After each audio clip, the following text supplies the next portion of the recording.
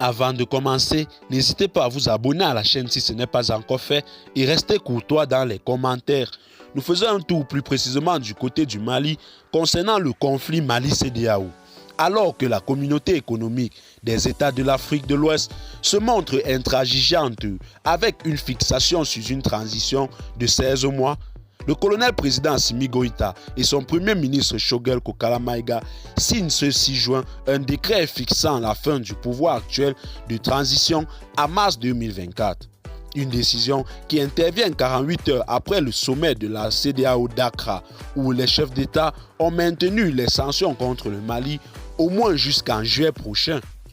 Après plus de 4 mois, les sanctions économiques et financières contre le Mali tendent-elles vers leur fin? En tout cas, le sommet des chefs d'État de la CEDEAO, prévu pour le 4 juin, est annonciateur d'une solution à la crise entre le Mali et l'organisation régionale, surtout après la médiation du président togolais et l'annonce du ministre Abdoulaye Diop selon laquelle, je cite, « les deux oppositions n'ont jamais été autant proches ». Fin de citation. Les sanctions économiques et financières illégales, illégitimes et inhumaines infligées contre le Mali par la CEDEAO et l'UEMOA font souffrir autant les populations maliennes que celles des autres pays de la sous-région. Les meetings de soutien aux autorités de la transition au Mali et dans d'autres pays de la sous-région n'ont pas amené les chefs d'État de la CEDEAO à revenir sur leurs décisions.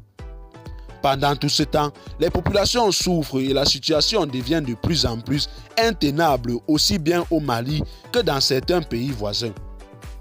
Le Mali d'un calendrier de 5 ans a revu sa proposition à 2 ans de prolongation.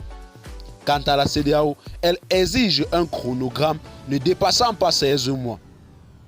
Mais ces derniers moments, les deux positions se rapprochent après la désignation du président togolais comme médiateur dans le bras de fer Mali-CEDEAO. La preuve, lors de son passage dans l'émission Mali Kourata Sira, le ministre Abdoulaye Diop a annoncé l'imminence d'un accord. Aujourd'hui, nous sommes plus proches d'une solution que nous n'en avons jamais été.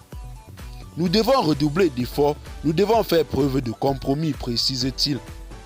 Au-delà de cette sortie, beaucoup de sources ont annoncé une solution probable entre le Mali et la CEDEAO, aboutissant à la levée des sanctions. Les attentes du sommet du 4 juin. Le sommet des chefs d'État de la CEDEAO du 4 juin prochain suscite déjà l'espoir chez bon nombre de citoyens maliens et étrangers affectés par les sanctions. Je cite, « Nous avons appris qu'il y a un sommet des chefs d'État de la CEDEAO sur la situation au Mali. Nous souhaitons vivement que les sanctions soient levées, car nous en souffrons également. » Fin de citation, nous confie Ousmane Diarra, un commerçant. Un Malien, Youssouf Togo, enseignant, affirme que, je cite, « les populations maliennes et celles des pays de la CEDEAO souffrent énormément et qu'il faudrait mettre un terme à cet embargo. » Fin de citation.